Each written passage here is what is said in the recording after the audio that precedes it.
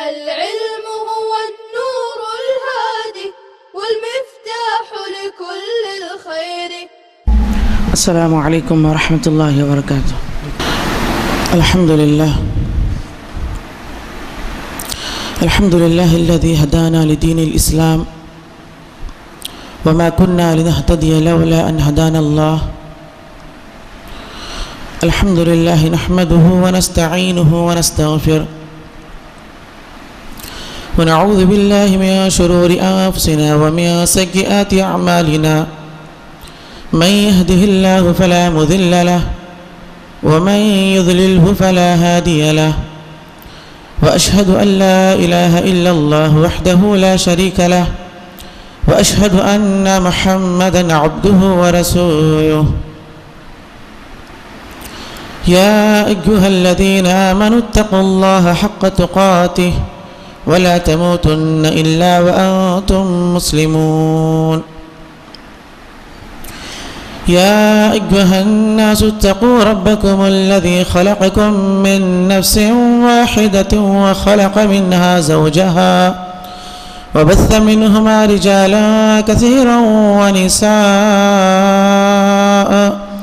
واتقوا الله الذي تساءلون به والأرحام إن الله كان عليكم رقيبا. يا أيها الذين آمنوا اتقوا الله وقولوا قولا سديدا يصلح لكم أعمالكم ويغفر لكم ذنوبكم ومن يطع الله ورسوله فقد فاز فوزا عظيما. أما بعد فإن خير الحديث كتاب الله وخير الهدي هدي محمد صلى الله عليه وسلم وشر الأمور محدثاتها وكل محدثة بدعة وكل بدعة ضلالة وكل ضلالة في النار.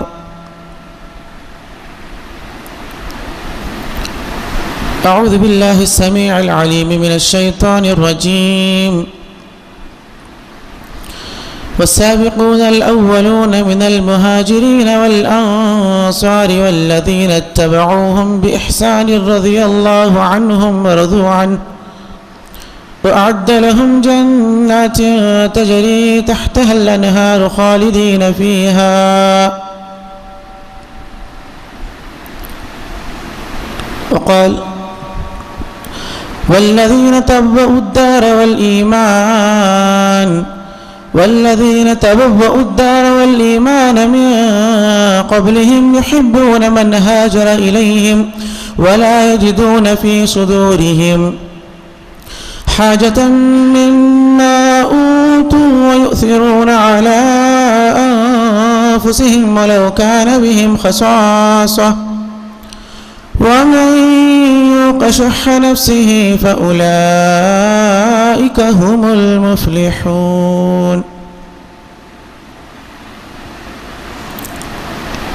محترم سامعین، اللہ رب العالمین کا شکر احسان ہے کہ اللہ تعالیٰ نے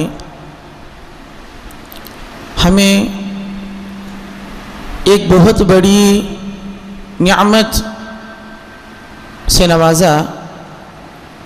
اللہ تعالیٰ نے بہت ساری نعمتوں کو ہم پر نازل کیا. اس میں سے ایک نعمت قرآن اور ایک نعمت اسلام ہے اور ایک ایسی عظیم نعمت ہے جو ہر کسی کو نہیں ملی ہے. اللہ رب العالمین کا ایک بہت بڑا احسان ہم پر یہ بھی ہے کہ اللہ نے اسلام جیسی نعمت کو ہمیں دینے کے بعد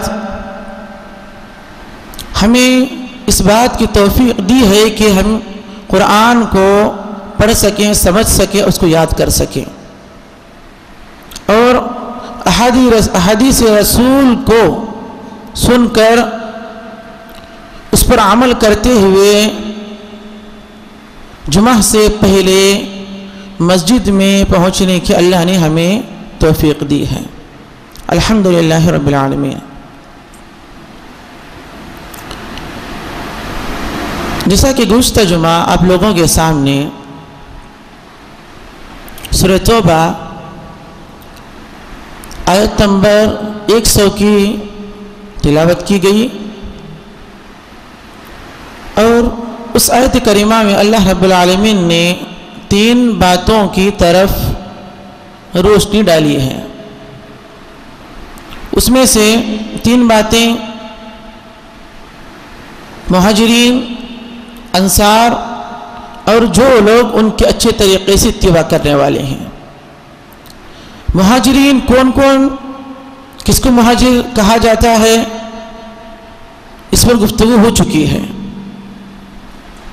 اور ہجرت کرنے سے پہلے صحابہ پر جو کچھ ظلم کیا گیا تھا، جو کچھ انہیں تکلیفیں دی گئی تھی، کس وجہ سے، اس پر بھی گفتگو ہوئی ہے مختصر طور پر۔ انشاءاللہ آج کے خطبے میں اسی آیت پر روشنی ڈالتے ہوئے اللہ نے دوسری بات جو بیان کی ہے اس پر انشاءاللہ گفتگو کریں گے۔ مختصر طور پر میں بتا دوں کہ اللہ رب العالمین نے 2 جماعتوں کا اللہ نے اس میں تذکرہ کیا ہے، مہاجرین اور انصار۔ ترجمہ کچھ اس طریقے سے ہے، سب سے پہلے سبقت کرنے والے، والسابقون الاولون من المہاجرین والانصار والذین اتبعوهم بإحسان رضی اللہ عنہم ورضوا عنہ۔ اللہ نے آیت کریمہ میں اس بات کی وضاحت کی ہے کہ اللہ کن سے راضی ہوا، اللہ ان سے راضی ہوا، اللہ سے راضی ہوئی کون ہے، یہ سے مراد کون ہے، یہ مہاجرین اور انصار ہے۔ مہاجر جو دین اسلام کے خاطر مکے سے مدینہ کی طرف ہجرت کر کے آئے، انصار وہ جو مدینے کے باشندے ہیں، مدینے کے رہنے والے، جنہوں نے اللہ کے رسول صلی اللہ علیہ وسلم اور صحابہ کرام کی جان و مال سے مدد کی، بہت ساری ایثار و قربانی پیش کی ان کے سامنے، یہ انصار۔ انصار کی تعریف اگر میں کروں یا یوں کہوں کہ صحابہ کرام کی اگر میں تعریف کروں تو میرے پاس بہترین الفاظ نہیں ہے کہ میں ان کے ایثار و قربانی کو اپنے سامنے دیکھتے ہوئے، اپنے ذہن میں رکھتے ہوئے ان کی تعریف کروں، بس اتنا کہوں گا رضی اللہ عنہم ورضوا عنہ، کہ اللہ نے ان کے بارے میں کہا کہ وہ اللہ سے راضی، یعنی صحابہ کرام اللہ سے راضی، اللہ ان سے راضی۔ وہ کیا صفتیں تھی صحابہ کرام کے کہ اللہ نے گواہی دی کہ اللہ ان سے راضی ہو گئے، وہ اللہ سے راضی ہو گئے۔ وہ کیا اوصاف تھے ان کے، وہ کیا اخلاق تھی ان کی، وہ کیا قربانیاں تھیں ان کی، وہ کیسی زندگی گزارا کرتے تھے، ان کی صبح شام کس طرح گزرتے تھے، ان کی جوانی، ان کا بچپن، ان کا بڑھاپا کس طرح گزرتا تھا، اس پر نظر ڈالنے کی ضرورت ہے۔ تمام واقعات کو بیان کرنے کا مقصد یہ کی ہے کہ ہمارے اسلاف کیسے تھے، انہوں نے کیسی زندگی گزاری ہے، اور آج ہم اپنے اسلاف کے پیروکار کا دعویٰ کرنے والے آج ہم کیسے زندگی گزار رہے ہیں، انہوں نے دین اسلام کے خاطر کیا کیا قربانیاں دی ہیں، اور آج ہم کیا قربانی دے رہے ہیں، وہ اسلام پر کیسے چلتے تھے اور آج ہم کیسے چل رہے ہیں، وہ قرآن حدیث پر کس طرح عمل کرتے تھے اور آج ہم کس طرح عمل کر رہے ہیں۔ کہنے والے یہ کہتے ہیں کہ وہ زمانہ الگ تھا، آج کا زمانہ الگ ہے۔ کہنے والے صحابہ کرام کی زندگی جب ان کے سامنے بیان کی جاتی ہے تو یہ کہتے ہیں کہ وہ دور، وہ زمانہ الگ تھا، آج کا زمانہ الگ ہے۔ ان سے یہ سوال ہے، جس طرح اس وقت لوگ پیدا ہوتے تھے کیا اسی طرح پیدا نہیں ہو رہے؟ اسی طرح ہو رہے ہیں۔ جس طرح اس زمانے میں لوگوں کی زندگی میں 3 مرحلے یا 4 مرحلے آتے تھے، بچپن، جوانی، ادھیڑ عمر، بڑھاپا، کہ آج لوگوں میں، آج ہم لوگوں پر کیا یہ مرحلے نہیں آ رہے؟ شروع میں بچپن، جوانی، ادھیڑ عمر پر نہیں آ رہا ہے۔ اس زمانے میں سورج جس طرح طلوع ہوتا تھا، جس طرح غروب ہوتا تھا، کیا آج اس طرح نہیں ہو رہا؟ کیا اس زمانے میں جس طرح بارش نازل ہوتی تھی، کیا آج اس طرح بارش نازل نہیں ہو رہی؟ اس زمانے میں جو کچھ ہوتا تھا آج بھی ویسا ہی ہو رہا ہے، لیکن مسئلہ یہ ہے کہ ہم نے اپنے ذہنوں کو بدل دیا کہ وہ زمانہ الگ تھا، آج ہمارا زمانہ الگ ہے۔ ہم نے اپنے ذہنوں کو بدل دیا، ہماری سوچ ایسی ہو گئی ہے کہ صحابہ کی زندگی جو گزارتے تھے وہ اتنی ترقی یافتہ ملک نہیں تھا، اتنی ترقی نہیں تھی ان کے دور میں۔ تو یاد رکھیں یہ وہ صحابہ ہے جن کی خوراک کھجور ہوتی تھی، جو دودھ اور کھجور کے ذریعے زندگی گزارا کرتے تھے، جن کے پاس ایک یا دو لباس ہوا کرتے تھے، جو نعلین، جو چپل پہن کر زندگی گزارتے تھے، اگر جب ان کا چپل اگر ٹوٹ جاتا خود اپنے ہاتھوں سے سیتے تھے۔ یہ وہ صحابہ کرام تھے جب ان کے جسم پر جو کپڑا وہ پہنتے تھے اگر پھٹ جاتا تو خود اپنے ہاتھوں سے سیتے تھے، اپنے ہاتھوں سے پیوند لگاتے تھے۔ ایک راوی عمر بن خطاب رضی اللہ عنہ جب خطبہ دے رہے تھے، راوی کہتے ہیں عمر بن خطاب رضی اللہ عنہ اپنے خلافت میں منبر پر کھڑ کر خطبہ دے رہے ہیں۔ جو راوی ہے وہ دیکھ کر کہتے ہیں اپنے دل میں، اپنے ذہن میں کہ خلافت عمر بن خطاب کی، خلیفہ عمر بن خطاب خطبہ دے رہے ہیں، لیکن ان کے جسم پر جو لباس پہنے ہیں 13 پیوند تھے، ان کے 13 جگہ سیے ہوئے تھے۔ خلیفہ ہر جگہ پھٹا ہوا ہے، پیچ لگایا ہوا ہے، ایسی زندگی گزارتے تھے۔ آج ہم میں سے کوئی اگر کسی کا جھبا یا کسی کا شرٹ یا کسی پینٹ تھوڑی سی اگر پھٹ جاتی ہے تو عجیب سمجھتے ہیں اس کو، حقیر نظر سے اس کو دیکھا جاتا ہے۔ صحابہ کی زندگی ایسی ہوا کرتی تھی، جو کھجوریں کھا کر زندگی گزارتے تھے۔ ایسی زندگی گزارنے کے باوجود بھی سیدھے صحابہ تھے، ہاں یا نہ میں جواب تھا۔ دیکھیں گے، سوچیں گے، شاید ایسے الفاظ ان کے ہاں نہیں پائے جاتے تھے، ہاں یا نہ میں جواب دیتے تھے۔ ایک دم سادہ زندگی گزارنے والے، بہت سادگی کے ساتھ زندگی گزارنے والے۔ ان کی زندگی ایسی زندگی تھی کہ کئی دنوں تک ان کے گھر میں صرف کھجور کھایا کرتے تھے، دودھ پیا کرتے تھے۔ ایسے صحابہ اتحاد بدل کر رکھ دیے، ان کا روح دبدبا پوری دنیا پر تھا۔ عمر بن خطاب، ابوبکر صدیق، عثمان رضی اللہ عنہ، تمام صحابہ کرام، سعد بن وقاص، خالد بن ولید، یہ تمام صحابہ کرام، ان کے علاوہ اور بھی اگر تاریخ کے اوراق کو اگر ہم پلٹیں گے تو وہ روشنی الفاظ ہمارے نظروں کے سامنے آئیں گی جنہوں نے تاریخ کو بدل دیا، ہسٹری کو بدل دیا۔ ایک جگہ ہوا کرتے تھے لیکن پوری دنیا کے لوگ ڈرتے تھے۔ کیا تھا ان کے پاس؟ کیا تھا ان کے پاس؟ وہ ایمان کی ایسی مضبوطی تھی، انتہا تو یہاں تک ہے کہ اللہ کے رسول صلی اللہ علیہ وسلم نے عمر بن خطاب رضی اللہ عنہ کے بارے میں کہا، اے عمر، اے بن خطاب، جس راستے سے تم گزرتے ہو اس راستے سے شیطان نہیں گزرتا۔ اگر معلوم ہو گیا کہ عمر بن خطاب اس راستے سے گزر رہے ہیں تو شیطان اپنا راستہ بدل دیتا تھا۔ ایسا روح دبدبا تھا ہمارے صحابہ کا۔ آج ہم ان صحابہ کو ماننے والے، ان صحابہ کی پیروی کرنے والے، آج ہماری کیفیت کیا ہے؟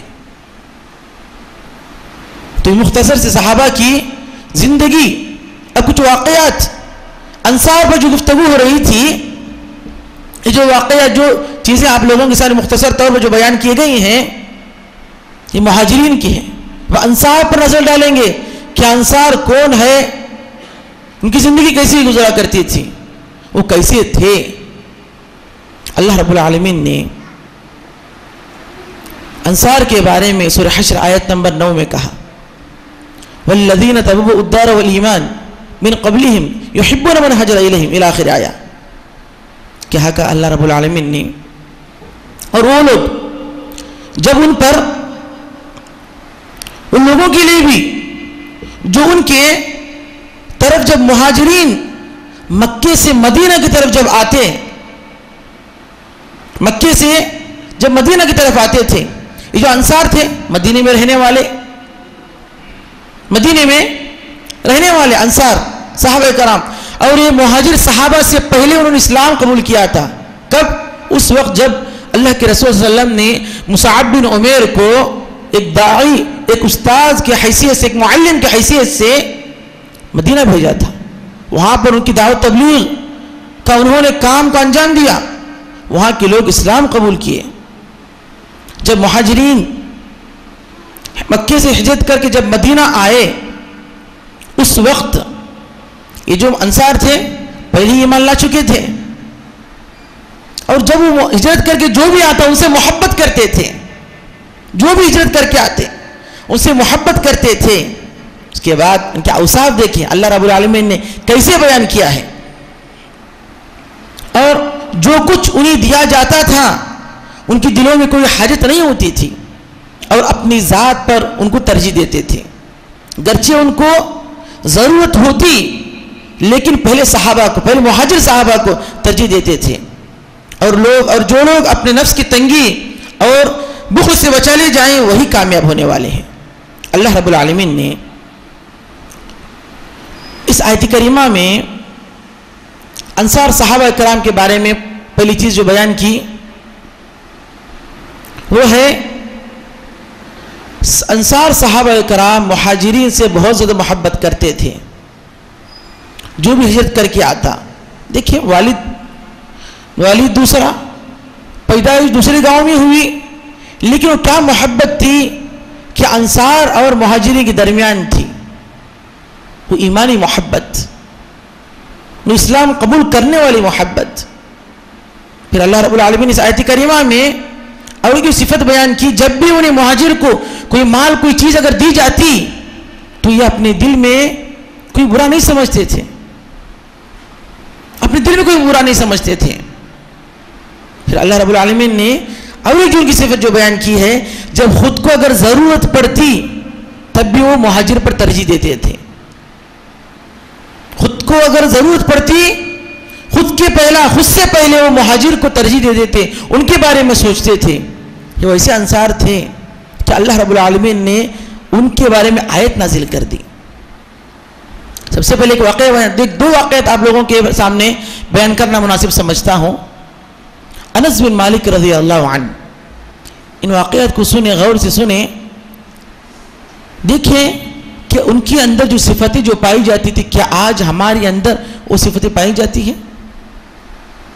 انس بن مالک رضی اللہ عنہ کہتے ہیں کہ عبد الرحمن بن عوف رضی اللہ عنہ جب مکے سے مدینہ کی طرف جب ہجرت کر کے آئے تو اللہ کے رسول صلی اللہ علیہ وسلم سعد بن ربیع انصاری صحابی، نام یاد رکھیں اس کو، ہمارے لیے مثال ہے. سعد بن ربیع انصاری صحابی تھے. عبد الرحمن بن عوف اور انصاری صحابی سعد بن ربیع کے درمیان بھائی چارہ کرایا اللہ کے رسول صلی اللہ علیہ وسلم نے. سعد بن ربیع عبد الرحمن بن عوف سے کہتے ہیں، عبد الرحمن بن عوف، میں انصار میں سے سب سے زیادہ مالدار ہوں.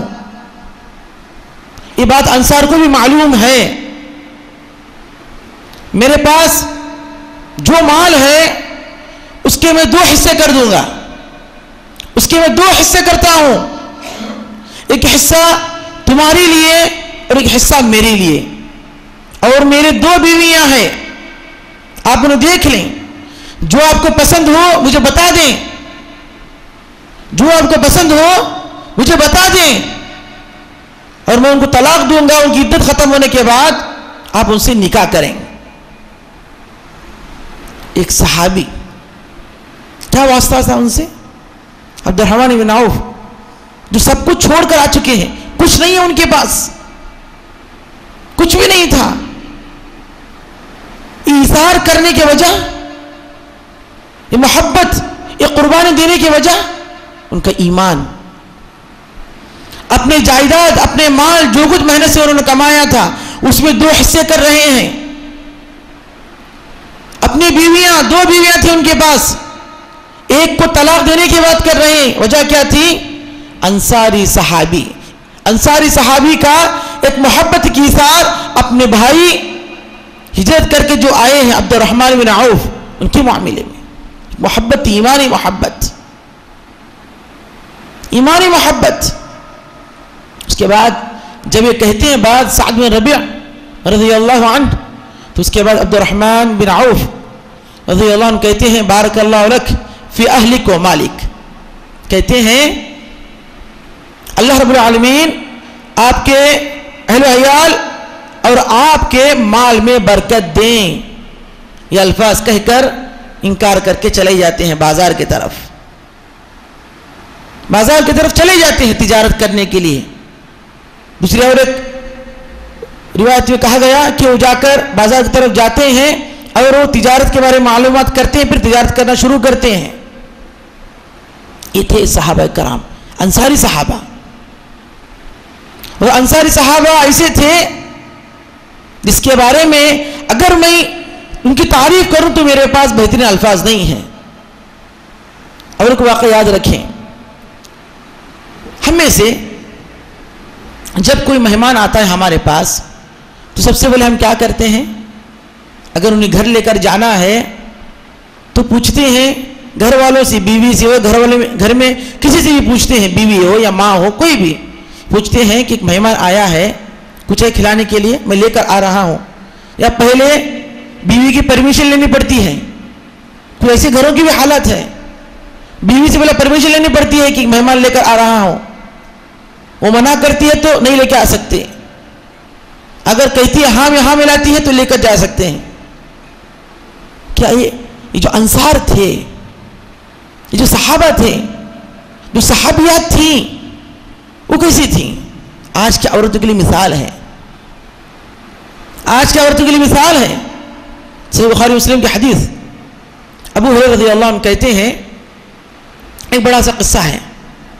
ایک آدمی, عبد المالک مجاہد اپنی کتاب میں اس طریقے سے بیان کیے ہیں, ایک آدمی شام کے وقت مہمان تھا, مسافر تھا, اللہ کے رسول صلی اللہ علیہ وسلم کے پاس آتا ہے, آ کر کہتا ہے کہ میں بہت بھوکا ہوں, میں بہت بھوکا ہوں. یاد رکھیں اس واقعات کو, شاید کہ آپ کے بچوں کو آپ سنا سکیں اور آپ کے بچوں میں یہ چیز آئے کہ مہمان نوازی کیسی کی جاتی ہے. بہترین تربیت کے لیے, بہترین اخلاق کو بنانے کے لیے, صحابہ قصے یاد رکھ کر زندگی گزارنے کے لیے, اس کو یاد رکھیے اس واقعے کو.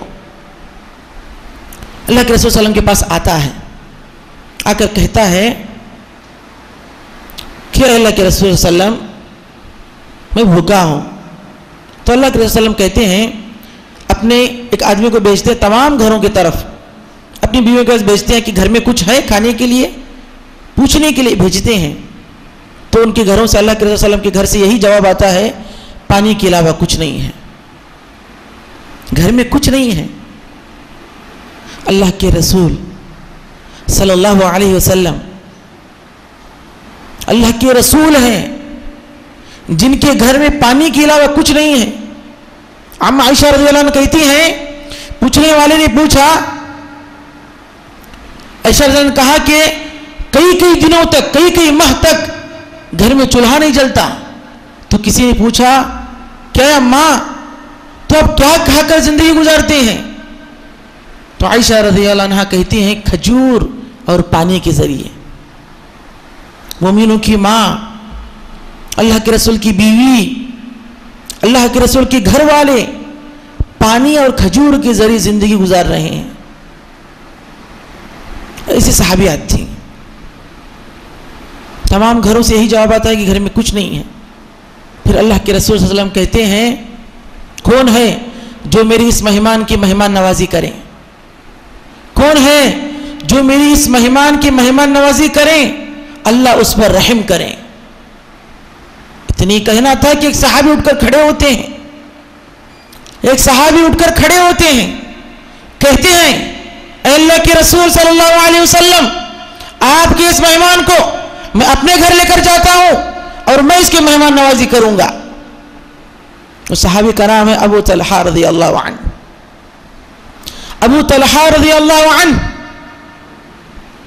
اس صحابی کو لے کر جاتے ہیں، گھر جاتے ہیں، جانے کے بعد اپنی بیوی سے کہتے ہیں گھر میں کچھ ہے کھانے کے لیے،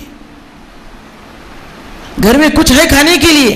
یہ ابو طلحہ رضی اللہ عنہ انصاری صحابی ہیں، ان کا شمار بھی مالداروں میں ہوتا ہے۔ آدمی امیر ہو یا غریب، کبھی کبھی اس کے گھروں میں بھی اشیاء، اس کے گھر میں بھی اشیاء کھانے کی چیزیں ختم ہو جایا کرتی ہیں۔ اسی طرح کا حال ان کے گھر میں بھی تھا۔ جب بیوی سے پوچھتے ہیں، ام سلیم رضی اللہ عنہا سے جب پوچھتے ہیں کیا کچھ ہے کھانے کے لیے؟ اللہ کے رسول کا مہمان آیا ہے۔ کیا کہتے ہیں؟ اللہ کے رسول صلی اللہ علیہ وسلم کا مہمان آیا ہے، کیا کچھ ہے کھانے کے لیے کہ ہم اللہ کے رسول صلی اللہ علیہ وسلم کے مہمان کچھ کھلائیں؟ تو ام سلیم کیا کہتی ہے؟ ایک آدمی کا کھانا ہے، وہ بھی بچوں کے لیے ہے، ایک آدمی کا کھانا وہ بھی بچوں کے لیے رکھا ہوا ہے۔ تو کیا کہتے ہیں ابو طلحہ رضی اللہ عنہ اپنی بیوی ام سلیم سے؟ کہتے ہیں کہ ایسا کرو کہ بچوں کو بھوکا سلا دو، بھوکا سلا دو، اور جب مہمان آئے تو ان کے لیے دسترخوان بچھا کر ان کے لیے وہ کھانا رکھ دیتے ہیں۔ اور جب ایک اصول تھا کہ جب کوئی مہمان آتا ان کے ساتھ میزبان بھی بیٹھتا تھا، گھر والے بھی ان کے ساتھ بیٹھتے تھے۔ کہتے ہیں کہ میں بھی ان کے ساتھ بیٹھوں گا، کھانا اتنا تو نہیں ہے کہ دو لوگ کھائیں، ایک ہی آدمی کھانے کا اتنا کھانا ہے، اتنا اناج ہے، اتنا کھانا ہے کہ ایک ہی آدمی کھا سکتا ہے۔ کہتے ہیں اپنی بیوی سے جب میں اور مہمان بیٹھ جاؤں دسترخوان پر، تم جو چراغ جو تھی، جو روشنی جو تھی، اس کو دھیمے کرنا، اس کو دھیمے کرتے ہوئے درست کرنے کے بہانے اس کو بجھا دینا۔ لہٰذا جب کھانا تیار ہو جاتا ہے، تیار ہونے کے بعد اس صحابی کو بلایا جاتا ہے دسترخوان پر، وہ صحابی دسترخوان پر بیٹھتے ہیں، ساتھ میں ابو طلحہ رضی اللہ عنہ بھی بیٹھتے ہیں، اور وہ جو مہمان جو ہوتا ہے وہ کھانا شروع کرتا ہے، وہ کھانا شروع ہی کرتا ہے کہ ام سلیم رضی اللہ عنہا جو چراغ جو تھی، جو روشنی جو تھی، اس کو درست کرنے کے بہانے، اس کو صحیح کرنے کے بہانے اس روشنی کو بجھا دیتی ہیں۔ ابو طلحہ رضی اللہ عنہ اس مہمان کے سامنے بیٹھے ہوئے ہیں، مہمان کو یہ محسوس کراتے ہیں کہ مہمان کے ساتھ ابو طلحہ رضی اللہ عنہ بھی کھا رہے ہیں، لیکن ابو طلحہ رضی اللہ عنہ کچھ نہیں کھا رہے ہوتے۔ وہ اللہ کے رسول کا مہمان، وہ اللہ کے رسول کا مہمان کھانا کھا کر اپنے جگہ کے لیے واپس چلے جاتا ہے۔ دیکھیں وہ اللہ کے رسول کی کیسی محبت تھی، وہ اللہ کے رسول کے مہمان کی کیسی محبت تھی، وہ اللہ کے رسول کی حکم کی کیسی محبت تھی کہ خود بھوکے، بیوی بھوکی، بچے بھوکے، گھر کے تمام لوگوں کو بھوکا رکھ دیا، لیکن رسول کے مہمان کو کھانا کھلائے۔ یہ تھے ابو طلحہ رضی اللہ عنہ۔ پھر اس کے بعد رات میں بھوکے سو گئے، روزانہ کی طرح اس دن بھی ابو طلحہ رضی اللہ عنہ اللہ کے رسول صلی اللہ علیہ وسلم کے پاس جاتے ہیں، تو اللہ کے رسول صلی اللہ علیہ وسلم کہتے ہیں اللہ فلاں مرد اور فلاں عورت کے رات میں جو انہوں نے کام انجام دیا ہے اس پر خوش ہوا، اس پر ہنس پڑا ہے، اس پر اللہ رب العالمین نے ہنسا ہے، یعنی خوش ہوا ہے۔ ابو طلحہ رضی اللہ عنہ اور ام سلیم رضی اللہ عنہ کے اس واقعے پر، اس کارنامے پر اللہ رب العالمین نے آیت نازل کر دی وَيُؤْثِرُونَ عَلَىٰ أَنفُسِهِمْ وَلَوْ كَانَ بِهِمْ خَصَاصَةٌ۔ مہاجرین پر اپنی ذات پر ترجیح دیتے ہیں، وہ دوسروں کو اپنی ذات پر ترجیح دیتے ہیں، یعنی اگر ضرورت خود کو اگر ہوتی ہے تو دوسروں کو ترجیح دیتے ہیں، اگر خود بھی اگر بھوکے ہوتے ہیں تو دوسروں کو کھانا کھلانا پسند ہوتا ہے۔ ایسے انصار تھے، یہ ایسے انصار تھے۔ اگر آج ہم لوگ اگر گھر میں بغیر بولے اگر کسی مہمان کو اگر لے کر جائے تو گھر کی عورتیں روٹھ جایا کرتی ہیں، شوہروں کو کبھی کبھی چلا بھی دیتی ہیں، کیا آپ بول کر لے کر آنا تھا، کال تو کرنا تھا. یہ تمام چیزیں، تمام باتیں ہوتی ہیں.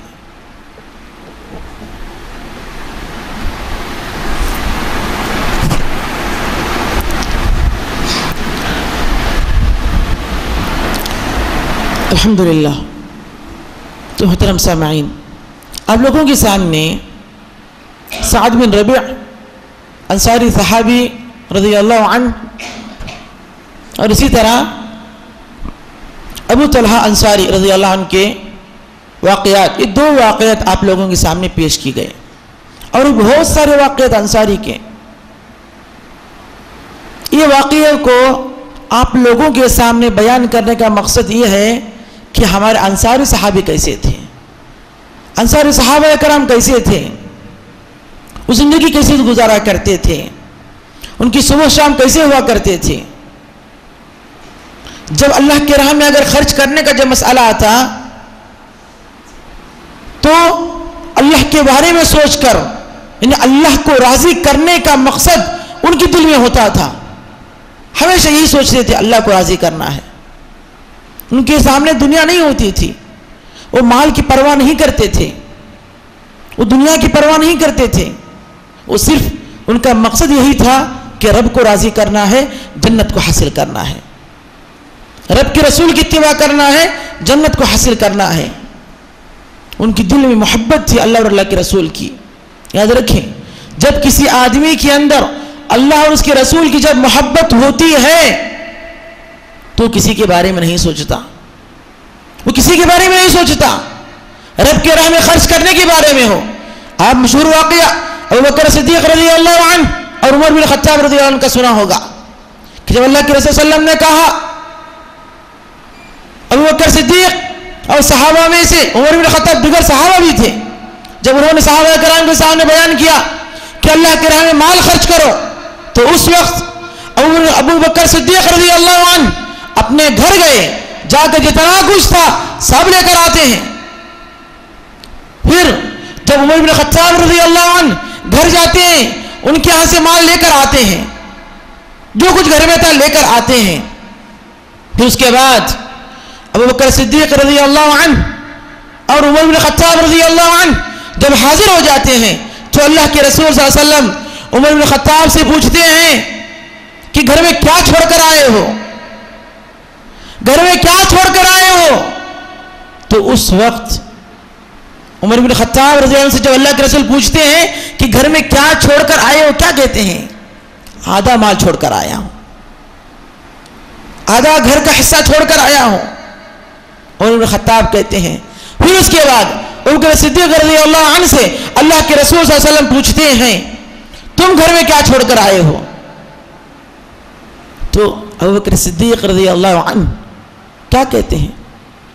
کچھ نہیں چھوڑ کر آیا، پورا مال لے کر آیا ہوں، میرے لیے اللہ اور اللہ کے رسول کافی ہے. گھر کا پورا مال لا کر اللہ کے رسول کے پاس لے کر آتے ہیں ابوبکر صدیق، اور کیا کہتے ہیں؟ کچھ نہیں چھوڑا، صرف اللہ اور اللہ کے رسول کافی ہے. یہ تھے ابوبکر صدیق، یہ تھے ہمارے صحابہ. اللہ کے راہ میں اگر خرچ کرنا اگر ہوتا، جب وقت آتا اللہ کے راہ میں خرچ کرنے کا، جتنا زیادہ طاقت تھی اتنا زیادہ مال خرچ کرتے تھے. لیکن آج ہماری کیفیت، ہم لوگ اپنے جیب میں اپنے پرس میں دیکھتے ہیں کہ سب سے چھوٹی نوٹ کہاں ہے، سب سے کم پیسے کہاں ہے. یہ ہماری حالت ہے، یہ ہماری حالت ہے کہ اللہ کے راہ میں خرچ کرنا ہو.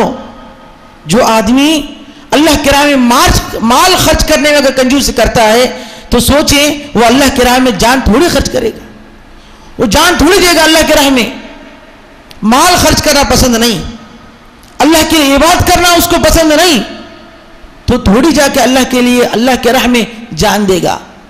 سوچیں اس کے بارے میں. تو خلاصہ یہ ہے، جتنے بھی آپ لوگوں کے سامنے صحابہ کرام کے واقعات بیان کیے جاتے ہیں، ان کو یاد رکھیں، اپنی زندگی میں اس کو یاد رکھیں. سوچیں کہ وہ کیسے تھے، آج ہم کیسے ہیں، ان کی بیویاں کیسی تھی اور آج ہماری بیویاں کیسی ہیں. ان کی اولاد کیسے تھے، آج ہماری اولاد کیسی ہے، ان کی صبح شام کس طرح گزارتے تھے وہ، آج ہم کس طرح گزارتے ہیں، ان کی عبادات کیسے ہوا کرتی تھی، آج ہماری عبادت کیسے گزر رہی ہیں. سوچیں اس کے بارے میں، سوچیں، سوچ کر اپنی اصلاح کریں، اپنے گھر والوں کی اصلاح کریں، اپنے اولاد کی اصلاح کریں. اگر صحابہ کی اگر پیروی کریں گے تو کامیاب ہے انشاءاللہ. آئندہ جمعہ میں اس آیت کریمہ سورۃ توبہ آیت نمبر 100 کی جو آپ لوگوں کے سامنے تلاوت کی گئی ہے، آج دوسری جو بات اللہ رب العالمین نے کہا انصار، اس پر مختصر سی گفتگو ہوئی ہے کہ انصار کون تھے اور ان کی واقعات ہماری نصیحت کے طور پر آپ لوگوں کے سامنے بیان کیا گیا ہے. انشاءاللہ اگلے خطبے میں، آئندہ خطبے میں انشاءاللہ ان لوگوں کے بارے میں ذکر کیا جائے گا، بیان کیا جائے گا اس کو اللہ رب العالمین نے کہا جو لوگ صحابہ کی اتباع کریں گے، انصار اور مہاجر کے جو اتباع کریں گے، وہ کون ہے انصار صحابہ کی اتباع کرنے والے، ان کی صفتیں کیا ہے، کس میں اتباع کرنا ہے، کس وقت اتباع کرنا ہے، کس معاملے میں، کس چیز میں صحابہ کی اتباع کرنا ہے، انشاءاللہ اس پر گفتگو کریں گے. اللہ رب العالمین سے دعا ہے کہ اللہ تعالی ہم تمام مسلمانوں کو کئی باتوں پر عمل کرنے کی توفیق دے. صحابہ کرام کے قصوں کو، صحابہ کرام کے واقعات کو سن کر اس پر عمل کرتے ہوئے ان کی زندگی کو اپنی زندگی میں اپنانے کی توفیق دے. صحابہ کے راستے پر اللہ ہمیں چلنے کی توفیق عطا کرے. صحابہ کی طرح ایمان کو اللہ ہمیں مضبوط کرنے کی توفیق دے. صحابہ جس طرح قرآن حدیث کو سمجھتے تھے، اللہ رب العالمین سے دعا ہے کہ اللہ تعالیٰ اسی طرح ہمیں بھی قرآن حدیث کو سمجھنے کی توفیق دے، انہی کی طرح صحابہ کی طرح قرآن حدیث کی اتباع کرنے کی اللہ ہمیں توفیق دے.